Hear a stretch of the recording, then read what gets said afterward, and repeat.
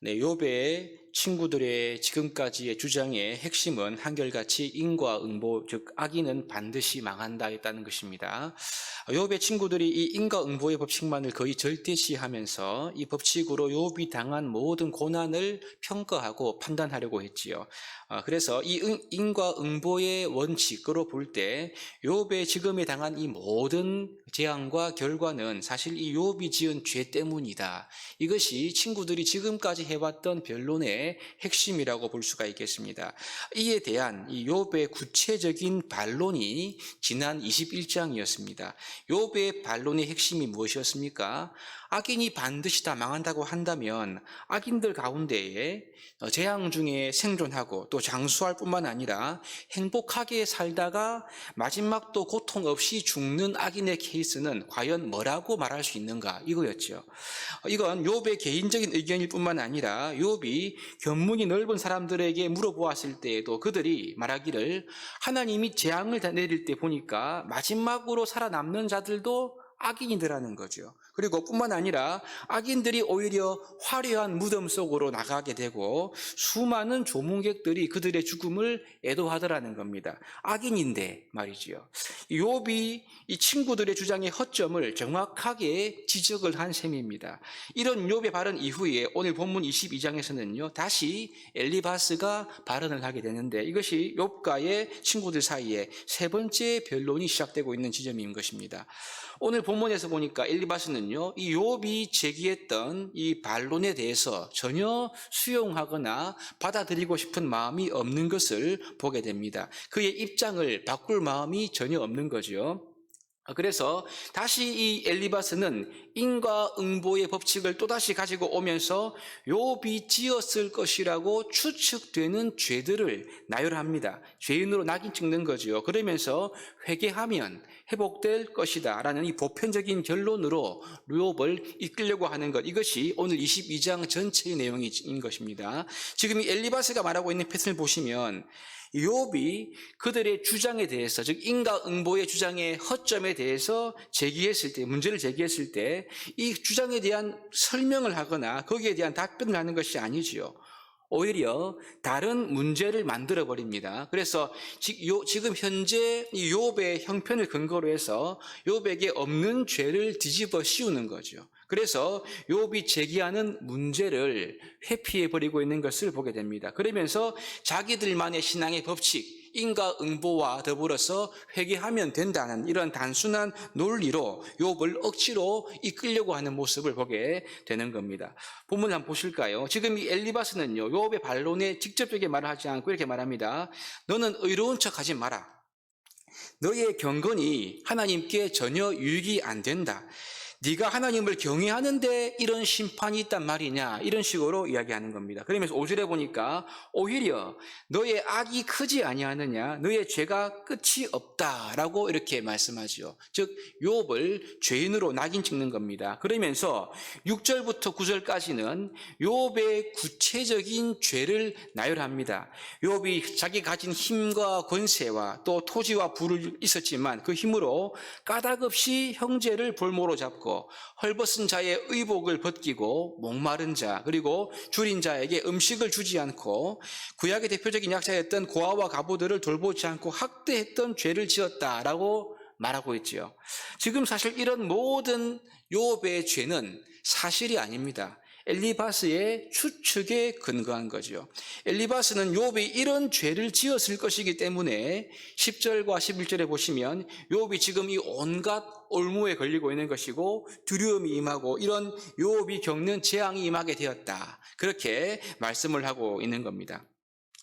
욥이 제기했던 이 문제에 대한 직접적인 답은 회피하고요, 오히려 지금 있지도 않는 없는 약점을 억지로 만들어내어서 자신들의 주장 인과응보라는 틀에다가 욥을 억지로 끼워 맞추는 식으로 이렇게 엘리바스가 말하고 있는 겁니다. 그러면서 오늘 12절부터 20절까지는요 하나님이 다 보고 있다, 이런 식으로 말하죠. 그러면서 욥이 했던 말, 악인이라고 해서 다 망하는 것은 아니더라, 이런 지적에 대해서 엘리바스 자신의 방식으로 이 욥의 말을 곡해하는데요, 의인이 다 망하지 않는 경우도 있더라, 이 말을 어떻게 말하냐면요, 하나님은 하늘을 거니실 분, 악을 보지 못하신다. 이런 식으로 곡해를 해버리지요. 그러면서 하나님이 악을 못 보니까 악을 심판하지도 않는다는 식으로 말하는 것이 아니냐. 이런 식으로 욥의 반론을 아주 교묘하게 곡해해버리는 것을 보게 됩니다. 그러면서 자꾸 욥에게는요, 너 악인의 길을 고집하지 말고 빨리 회개해라. 어차피 악인은 다 망하지 않느냐. 이것이 오늘 20절까지의 내용인 것입니다. 이렇게 욥을 억지로 죄인으로 만들어 놓고 다음 21절부터는요, 회개할 것을 권유하는 거죠. 그럼 여러분, 오늘 이 21절부터 권고하는 엘리바스의 회개의 권고를 하기 위해서 과연 오늘 이 본문의 과정이 합당한 것입니까? 그렇지 않지요. 왜냐하면 우리의 신앙은 목적만 중요한 것이 아니라 과정도 매우 중요하기 때문에 그렇습니다. 엘리바스가 가고자 하는 목적은 욥이 회개하는 거겠지요. 하지만 여러분, 이 욥을 회개로 이끄는 과정이 보면 거짓이 있고 곡해가 있고 자기의 아주 개인적인 주장만 동원되고 있다는 것을 보게 되는 것입니다. 결과와 목적은 그럴듯해 보이는데 과정이 하나님의 방법이 아닌 거죠. 여러분, 우리는요, 이 결과만 좋으면 모든 것이 덮일 수가 있고 선한 결과가 모든 것을 정당화할 수 있다는 그런 명분이라는 이런 세상 가운데 살고 있습니다. 교회도 이와 비슷하지 않습니까? 이런 면들이 있을 수가 있죠. 여러분 보십시오. 하지만 이것은 하나님의 방법이 결코 아님을 기억해야 합니다. 엘리바스가 말하는 의로우신 하나님, 악을 벌하시는 하나님께서 지금 엘리바스가 욥에게 없는 죄를 씌우고 있는 이 억지 주장과 악을 하나님이 간파하지 못하실까요? 결코 그렇지 않죠. 하지만 여러분, 엘리바스 자신은 정작 하나님이 자기 자신의 거짓을 본다는 사실을 전혀 모르고 있는 것 같습니다. 엘리바스의 목적과 결론은 그럴듯해 보이지만 사실 그 결론은요, 결론으로 가는 엘리바스의 과정이 굉장히 악하다는 것을 볼 수가 있는 거죠. 좀 더 심하게 말하면요, 엘리바스는 회개라는 좋은 결과, 즉 하나의 법칙을 명분으로 해서 자신의 모든 거짓을 합리화하면서 욥에게 신앙적인 폭력을 가하고 있다라고 볼 수가 있는 거죠. 이것은 마치 율법의 정신을 제대로 모르면서 자기는 율법을 안 지키면서 율법을 지켜야 한다고 고집하는 바리새인들과 다를 바가 없다고 볼 수 있습니다. 바리새인들은요, 자신들의 가축이 웅덩이에 빠지면 안식일에 건지지 않습니까? 하지만 예수님이 안식일에 병자를 고친 사실 때문에 예수님을 죽이려 들지요. 모든 거짓과 속임을 동원해서 예수님을 죽이려 들었습니다. 여러분, 우리는 이 바리새인 같은 엘리바스의 모습으로 살고 있지는 않습니까? 목적만 그럴듯하면 되지 과정이야 조금 틀려도 상관없어, 그렇게 여기지는 않습니까?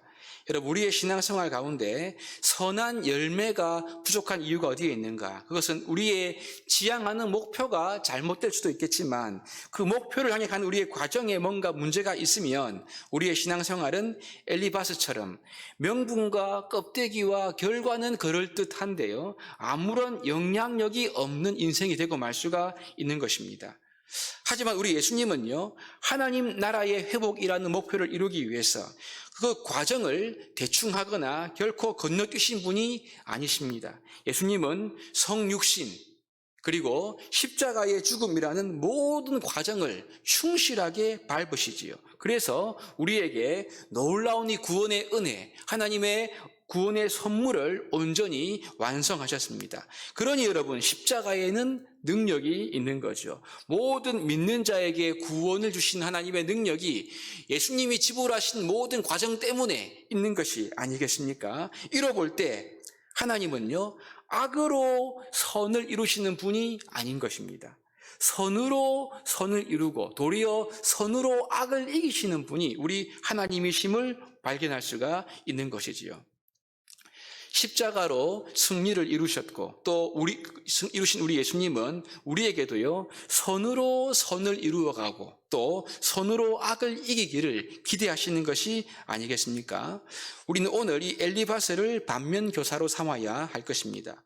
목표 그리고 결과, 이런 형식만 남는 것이 아니라 이 명분만 있는 신앙이 아니라 우리가 하나님과의 깊은 교제가 있는 우리의 하루하루가 하나님의 법 말씀과 그 뜻을 따라가는 그러한 삶으로 나가야 할 것입니다. 형식은 있는데 마음 가운데 온갖 위선과 거짓과 교만과 미움이 있다면 우리에게는요 바리새인과 같은 엘리바스의 모습에 함정에 빠졌다고 볼 수가 있겠지요. 우리는 다시 한번 세리의 마음, 주여 나를 불쌍히 여기소서 라는 이 세리의 마음을 회복해서 하나님과의 참된 인격적인 교제 안으로 나아가야 할 것입니다. 그래서 우리의 신앙생활의 하루하루가 하나님과 동행하는 온전한 과정이 되어서 주님이 주시는 선한 결과를 목도하시는 저와 여러분들 될 수 있기를 주님의 이름으로 축복합니다.